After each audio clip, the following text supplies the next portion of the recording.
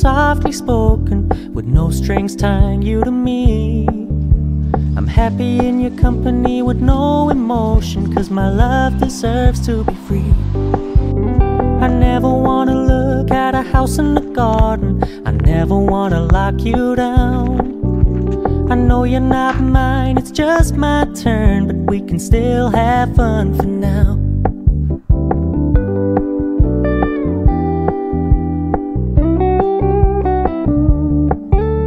You told me you don't really do commitment, trust me, consider your message received.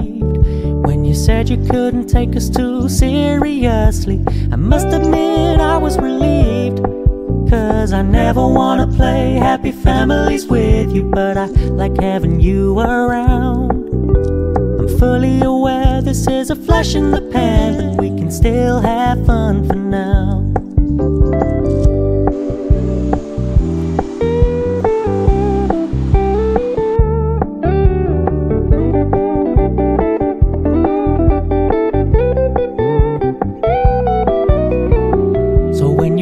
Paying so much attention, and when you're moving in another direction, don't worry, I get it.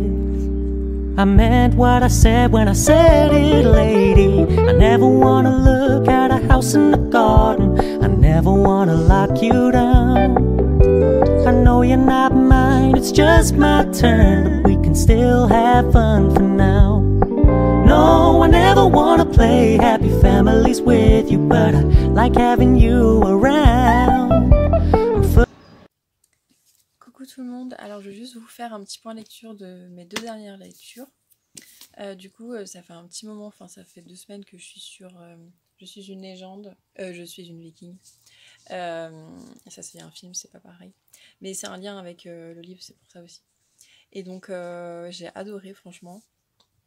Le personnage principal est super attachant.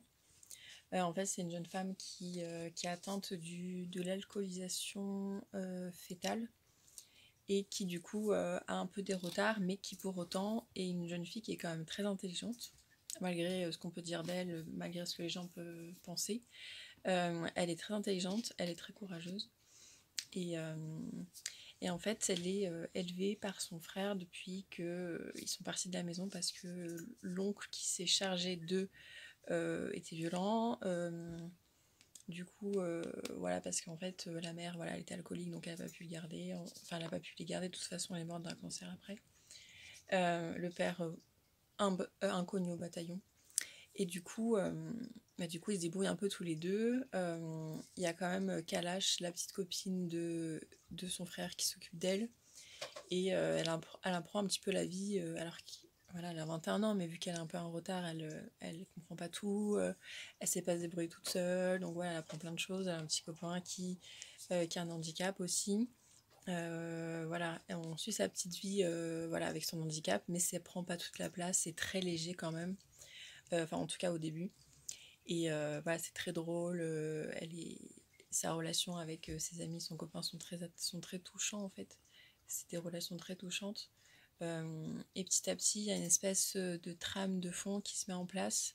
En fait, pour partir de chez son oncle, son frère a dû faire un peu des magouilles quoi, pour s'en sortir financièrement. Et donc, on va un peu voir les conséquences de ça. Et donc, sur les 3/4, à partir des 3/4 du roman, on va dire, ouais, c'est à partir des 3/4, on voit vraiment ça qui se décante et le roman qui était assez léger, drôle, attachant, devient un peu plus sombre, un peu un trailer, et j'ai trouvé ça changeait vachement du début, et c'était super.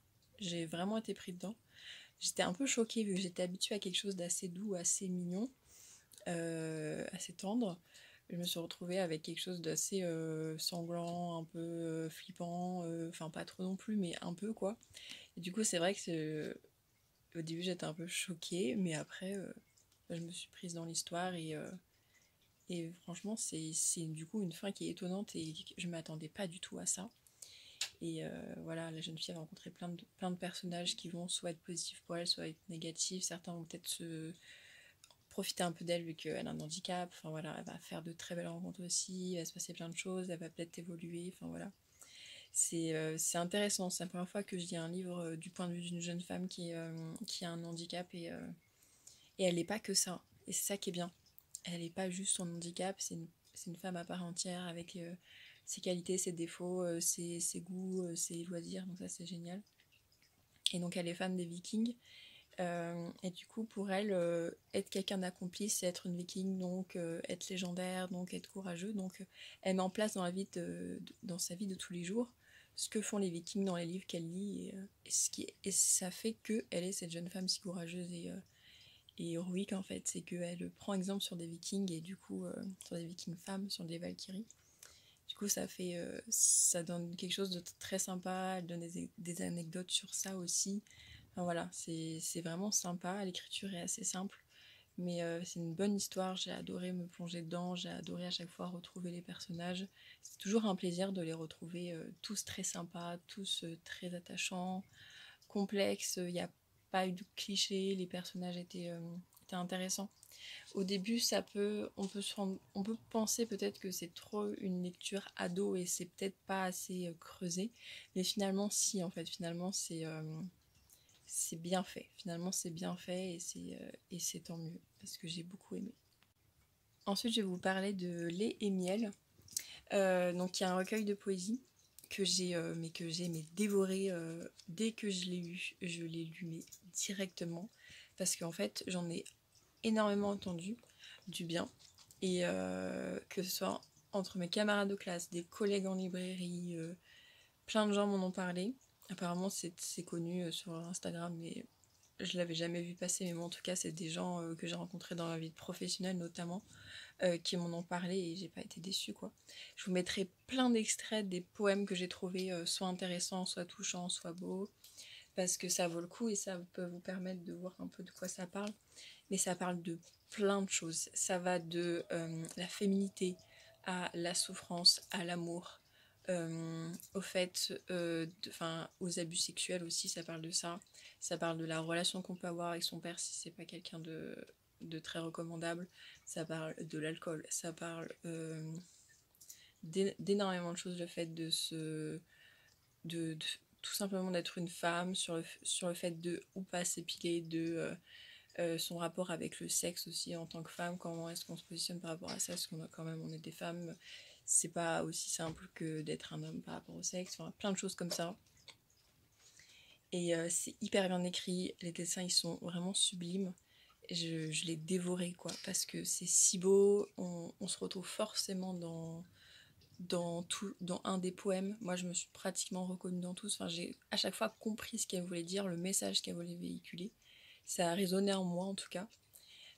Parce que voilà, c'est très dans la vision féministe en fait de l'époque. Et du coup, si ça vous intéresse un minimum, ça va forcément résonner en vous et vous intéresser. C'est écrit justement, simplement, mais avec finesse. Et les dessins qui vont avec sont sublimes. Ça illustre bien le poème. Et justement, elle en a écrit un deuxième que j'ai commencé à lire, mais j'ai envie de celui-là le déguster parce que celui-là, j'ai lu vraiment en moins d'une heure, il me semble, ou un peu plus, je sais pas, mais en tout cas, je l'ai lu d'une traite. Et l'autre, j'aimerais bien le lire de temps en temps, histoire de pas l'avaler comme ça d'un coup et après me dire mince, mais j'ai déjà tout lu. Même si je pense que celui-là, je le relirai de temps en temps, mais en tout cas, j'ai vraiment trop aimé quoi. Et je vais juste vous lire un passage de son recueil qui illustre très bien l'œuvre en entier. Pour ça, je vais juste remettre mes lunettes, sauf que je les ai encore cassées parce qu'en fait la vis ne tient pas du tout. Enfin bref, du coup, je vais avoir un look magnifique avec ma branche en moins. Vous commencez à avoir l'habitude, je pense. Alors, mince, j'ai perdu le marque-page. Et ben bravo. Ah voilà. Alors, ce roman... Construit autour de courts poèmes en prose, Lait et miel parle de survie, de l'expérience de la violence, des abus sexuels, de l'amour et de la perte, de la féminité. Le recueil comprend 4 chapitres et chacun obéit à une motivation différente, traite une souffrance différente, guérit une peine différente. Lait et miel convie les lecteurs à un voyage à travers les moments les plus amers de l'existence. Mais on y trouve de la douceur, parce qu'il y a de la douceur partout si on sait regarder. Donc voilà, ça c'est un peu pour le résumé de l'œuvre. Et sinon, je vous insérerai plein de clips, plein d'images comme ça, vous ferez un peu une idée de à quoi ça ressemble. Putain, je ressens vraiment rien avec ces lunettes tordues. Et voilà quoi. Un énorme coup de cœur et j'ai trop hâte de lire la suite. Sinon, j'ai fini Sorcière, mais la dernière fois que je vous avais fait un update, il m'est resté 2 chapitres, donc franchement, j'ai rien d'autre à dire de plus. J'ai commencé du coup en audio Marquer les ombres de Véronica Ross. J'ai écouté 2 chapitres peut-être en courant, donc j'ai rien à dire dessus, à part que l'univers a l'air assez original et complexe, très science-fiction, un peu fantasy, un petit mélange entre les deux. Très sympa, des personnages qui ont l'air intéressants, un monde avec une magie bien particulière, une mythologie originale, enfin vraiment ça a l'air cool quoi. Donc voilà, c'est tout ce que j'avais à vous dire, sinon j'en suis juste à la moitié de Grisha, le tome 1, vu que c'est en anglais je prends un peu de temps, mais bon. J'adore toujours autant, je vous ferai un vrai update quand j'aurai fini, mais là l'histoire elle se met vraiment en place, ça se met en place dès le début, mais ce que je veux dire c'est que là il y a vraiment le petit élément déclencheur qui a vraiment changé la donne dans l'histoire et c'est vraiment de plus en plus intéressant. J'adore les personnages, l'univers est vraiment top. Donc si vous l'avez pas lu, je suis sûrement une des seules à l'avoir pas lu, mais si jamais vous l'avez pas lu, je vous le conseille vraiment, c'est vraiment chouette.